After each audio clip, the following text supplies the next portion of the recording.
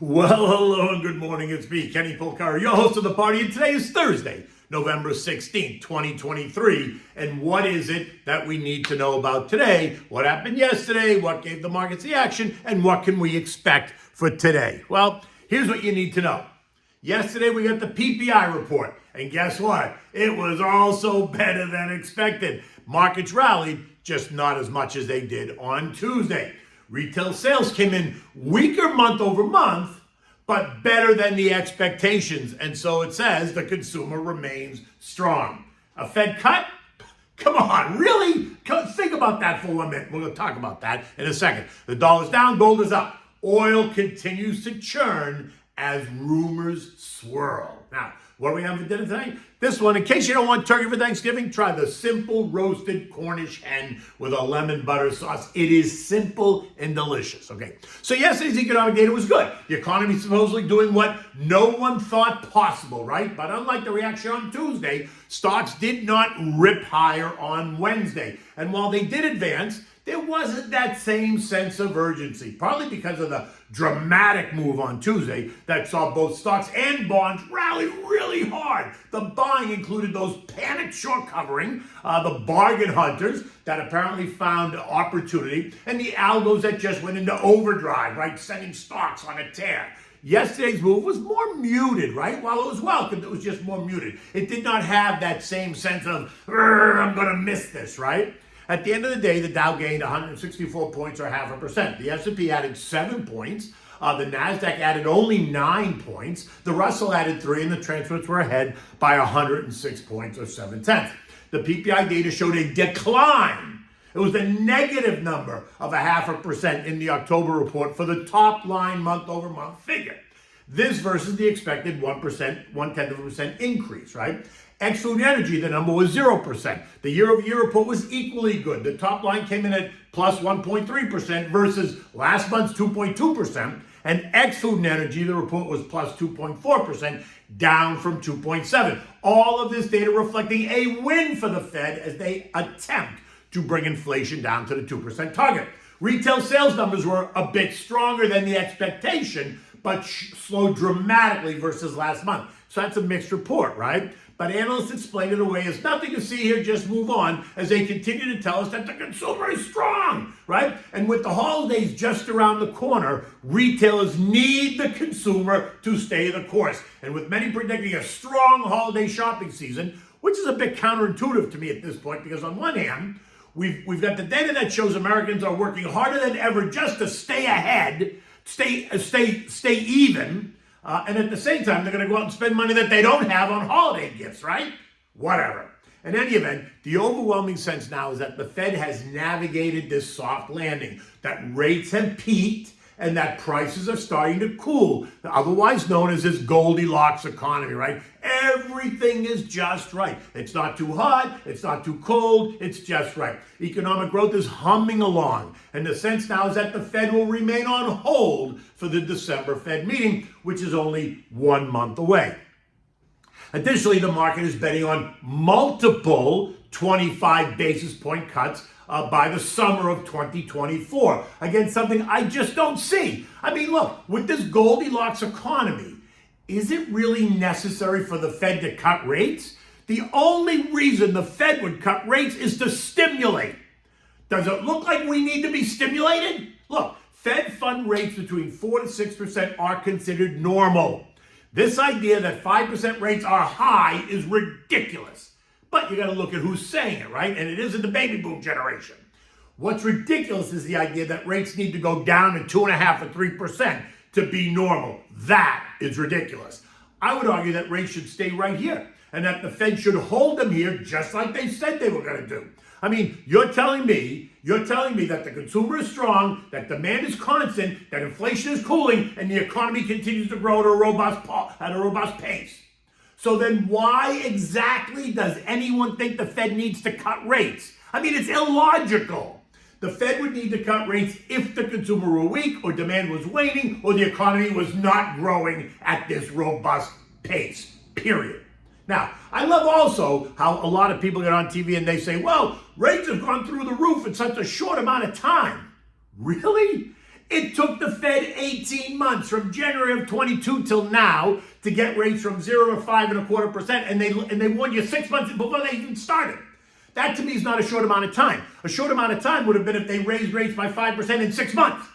It was also not a surprise at all if you'd been paying attention to what they were saying. It was very clear what was going to happen and what needed to happen once JJ strapped in, right? He made it very clear. Rates were going to rise until we found the neutral zone. Did you not hear that? Did you not believe that? In fact, I would also argue that had JJ begun the process in April of 21, when the CPI shot up and through 2%, when it went from 1.6 to 3.1 in 1 month, we wouldn't even be here. We would probably be closer to 4% rather than the current 5.5%. But he needed to guarantee his reappointment to the Fed in January of 22. So he had to keep rates artificially low, even as inflation was screaming, telling us we didn't know what we were talking about. Come on, who is kidding who? Now, bonds, which rallied hard on Tuesday, they rose by better than 2%, gave a lot of that back yesterday. The TLT and the TLH both lost more than 1% as traders and investors reconsidered the move, and the pullback yesterday caused yields to rise. The 10-year ended the day at 4.5%, which is still low, but that was up from 4.44, and that's okay. Recall what I said yesterday. If bonds rally and yields fall, that would be like a rate cut. It would be stimulative to the economy, and it would be counter to what the Fed needs to happen. And that would have the potential to reignite inflation, which leads me once again to say, why exactly would anyone think the Fed will or needs to cut rates by the summer of 24? Are they predicting that the economy is going to fall in the next 6 months? Are they predicting that the Fed hikes that we've seen are suddenly going to kick in, sending the economy into a tailspin? It sure doesn't feel like that to me, but what do I know? I didn't go to Harvard, so I went to the Boston University, class of 1983, so what do I know? Anyway, look, oil continues to churn in the $75, $80 range, right? We talked about this. Currently, it's trading around the trend line at 76, 75, right? This, after it teased as high as $79 just 2 or 3 days ago. One day it's the waning global demand story, which is negative. The next day it's the China's importing oil at record rates and the Saudis predict global demand is going to rise, which is a positive. And then it's about the possible supply disruption due to the Middle East conflict, which is a negative. And then it's the reiteration of the Saudi production cuts through year end, which is a positive. So one day it's up, the next day it's down, one day it's up, the next day it's down. But remember, the Saudis want $80 plus a barrel of oil, period. And the more it moves away from that price, the more anxious the kingdom becomes. Now, the other day I said that it would only be a matter of time before the king announced deeper production cuts in order to try to control the price. And guess what? The head of energy strategy at JP Morgan, this guy named Christian Malik, he must have seen my commentary. Maybe he's a Morning Thoughts reader. But anyway, this morning, he puts out a piece that leads with this headline. OPEC Plus may surprise with deeper oil supply cuts. Duh, what have we been talking about? His story goes on to say that the market is assuming a very little chance of a cut, but deeper curbs could be in order to get ahead of the potential weakness in the first half of next year. He thinks there's going to be weakness. I'm not so sure I agree with that, but whatever. He goes on to say that we could see them do sizable cuts from here. And bam, there you go. He now laid the groundwork for OPEC. And if that's not enough, Bloomberg runs with another story today. And this headline says, OPEC watchers see Saudis extending oil supply cuts into 2024. Remember, they're extended through December. This says they're going to continue into the new year. The argument here is faltering prices. That's all you need to know. This isn't rocket science. It's just common sense. They don't want to see lower prices. Now, gold remains in the tight trading range that I identified the other day, right? Support at 1939, resistance at 1980. This morning, gold is trading right smack in the middle at 1968. And this as traders continue to digest the latest economic news and what it means for the gold trade. My gut says that if they do nothing and remain in a holding pattern, then the dollar is going to weaken a little bit, and that's going to help gold advance. I think we see 2025 before we see 1939.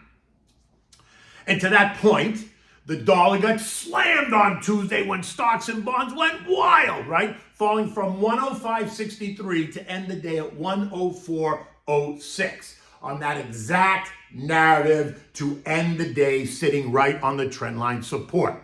Now, yesterday it churned, trying to hold that line, and this morning it's trading at 104.44, well below 107.15, a level that pushed gold down from 2020 to 1939 an ounce over a period of a couple of weeks. If the Fed continues to assure us that they are holding rates with no immediate expectation of a cut, then I expect the dollar is going to settle right in here. If the market believes the Fed is going to cut, that's only going to weaken the dollar more, which will empower gold to move higher. In any event, I like gold. Eco data today includes initial jobless claims, continuing claims, both expected to be up slightly, industrial production expected to be down, capacity utilization at 79.4, and there's 3 Fed surveys. We got New York Fed Services, we got Philly Business Outlook, and we got the Kansas City Fed Manufacturing Activity. This morning, U.S. futures are down, small, and that should be no surprise, right? That nobody should be surprised to see any kind of a pullback. Dow futures down 40, the S&P's down 3, Nasdaq's off by 30, and the Russell is down 4.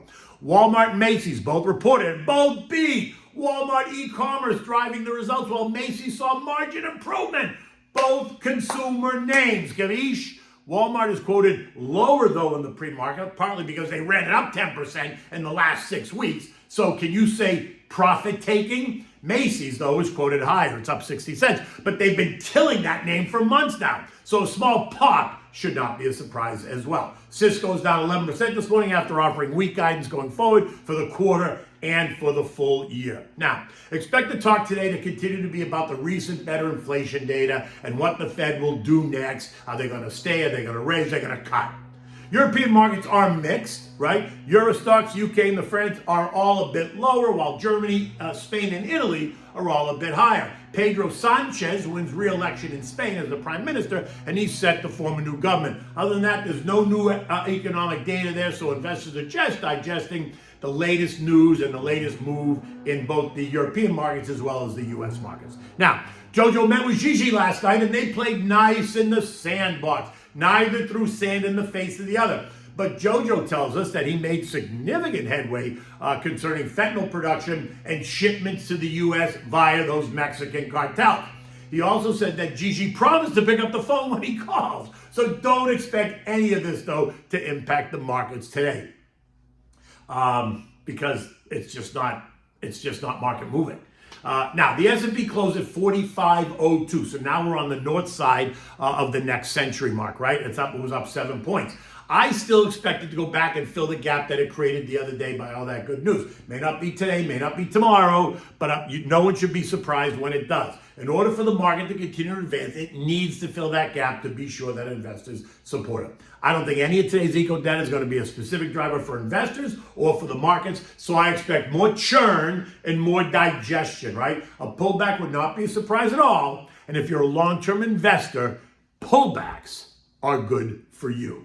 Remember, this is a long game. Investing is dynamic. It's not static, right? So you can't just do it once and let it sit. It's a constant tweaking. You're adding money every month or every quarter to your portfolio. So you got to just make sure you're on top of it. So feel free to reach out, talk to your advisor, give me a call. I'm always happy to discuss it. Okay, so now we're having simple roasted Cornish hens for dinner. So simple to make the whole thing, 45 minutes start to finish, right?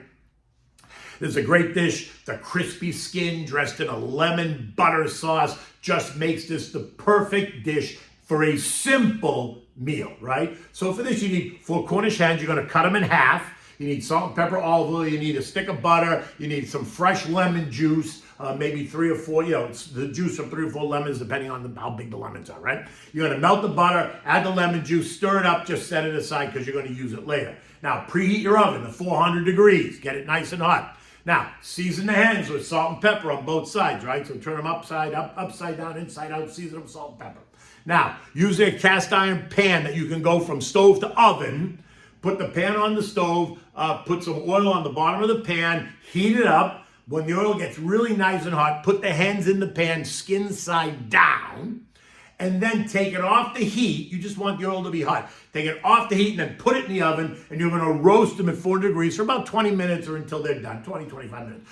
Take the pan out of the oven, take the hens out of the pan, let the fat drain off. Now place each hen on a plate and drizzle the butter lemon sauce over it, right? You can serve this with your favorite vegetable in a nice mixed green salad, dressed in a simple salt and pepper, lemon juice, olive oil, and oregano dressing, right? Simple, yet delicious. It takes no more than 45 minutes start to finish. So if you're in kind of a rush, stop at the store on your way home, get a couple of Cornish hens, get the butter, get the lemon, get it all done. By the time you get it in the oven and it's roasting, you have time to get changed. Come on out, set the table, boom, sit down. It's all done. It's that simple.